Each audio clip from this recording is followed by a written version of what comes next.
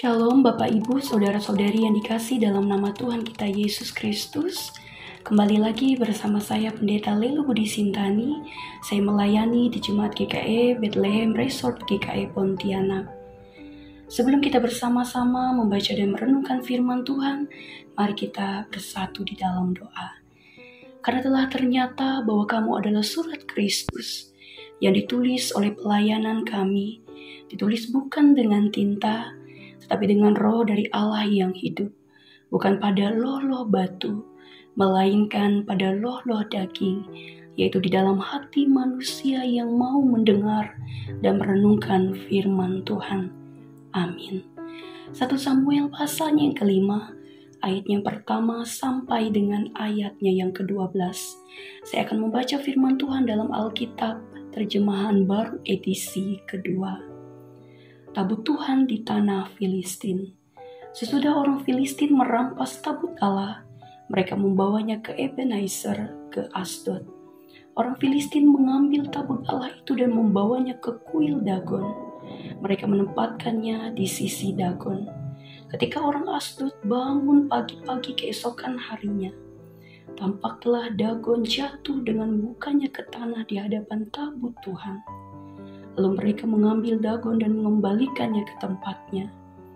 Tetapi keesokan harinya, ketika mereka bangun pagi-pagi, tampaklah Dagon jatuh dengan muka ke tanah di hadapan tabut Allah. Kepala Dagon dan kedua telapak tangannya terpenggal dan terpelanting ke ambang pintu. Hanya badan Dagon yang tertinggal.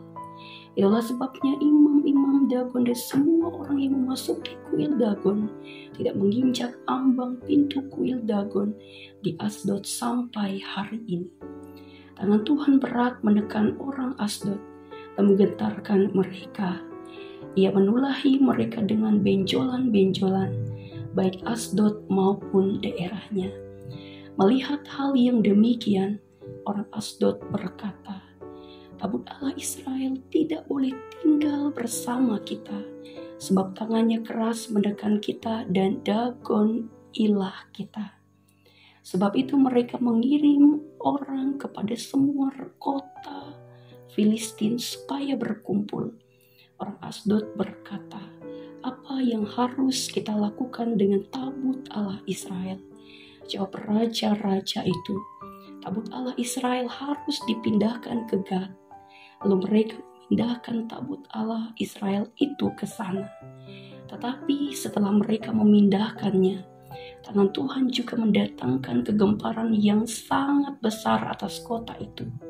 Ia menghajar orang-orang kota itu. Timbul benjolan-benjolan pada mereka, dari anak-anak sampai orang dewasa. Lalu mereka mengantarkan tabut Allah itu ke Ekron.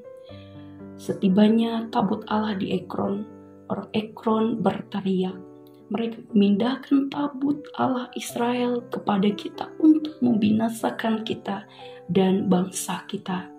Sebab itu mereka mengirim orang kepada semua raja kota Filistin supaya berkumpul. Mereka berkata, antarkanlah tabut Allah Israel kembali ke tempatnya, agar tidak membinasakan kita dan bangsa kita. Terjadilah kegemparan maut di seluruh kota itu.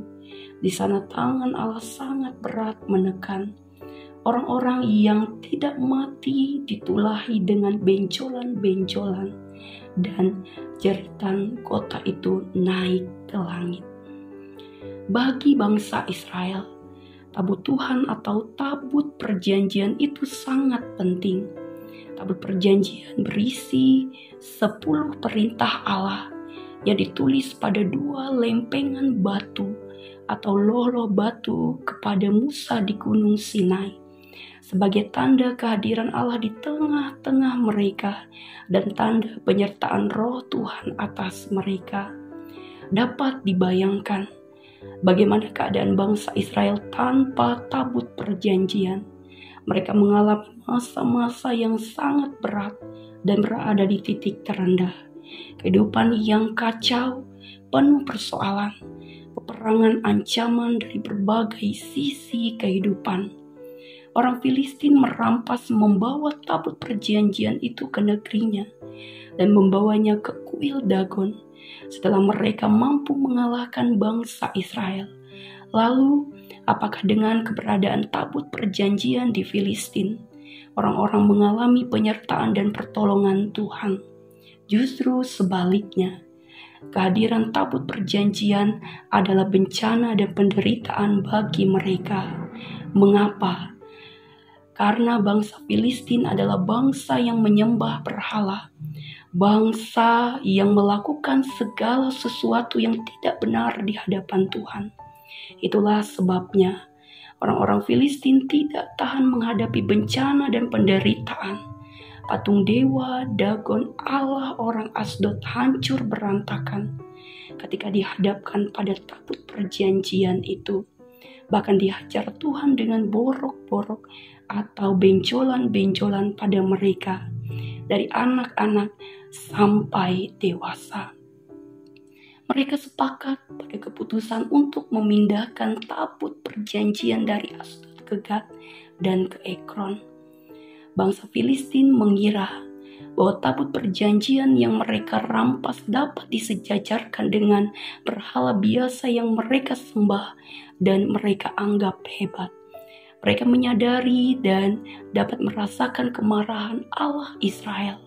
Pada akhirnya, mereka kembali memutuskan untuk mengembalikan tabut perjanjian itu ke tempat yang seharusnya, yaitu kepada bangsa Israel. Sebagai bangsa Israel masa kini, tabut perjanjian itu sangat penting karena merupakan tanda kehadiran dan penyertaan Tuhan di tengah-tengah kita dengan segala perintahnya yang ditulis di dalam kitab suci dan juga janji yang disampaikan. Bahkan ia akan senantiasa menyertai kita dan juga damai sejahtera melalui perantara kuasa Roh Kudus Tuhan atas kita. Siapakah aku ini Tuhan? Dapat kubayangkan bagaimana keadaanku jika tanpa kehadiran dan penyertaan Tuhan di dalam kehidupanku. Aku akan terus mengalami masa-masa yang sangat berat dan berada di titik terendah. Kehidupan yang kacau, penuh persoalan, peperangan iman dan batin, ancaman dari berbagai sisi kehidupan, sampai kepada keputusasaan dan kehilangan harapan dengan menyalahkan diri sendiri, menyalahkan orang lain, bahkan menyalahkan Tuhan. Memaknai dan merefleksikan firman Tuhan saat ini, bahwa kuasa dan kedaulatan Tuhan tidak dapat tertandingi oleh siapa dan apapun yang ada di dunia ini. Sebagai umatnya, yang kita perlu lakukan adalah kita dapat menempatkan atau memposisikan diri kita di hadapan Tuhan. Tanpa kehadiran dan penyertaan Tuhan melalui perantara Roh Kudus sebagai penolong, kita bukan siapa-siapa dan tidak akan bisa berbuat apa-apa. Tanpa penyertaan Tuhan, kita akan selalu hidup di dalam peperangan iman dan batin, kegagalan, kehancuran, kerapuhan, dan penderitaan.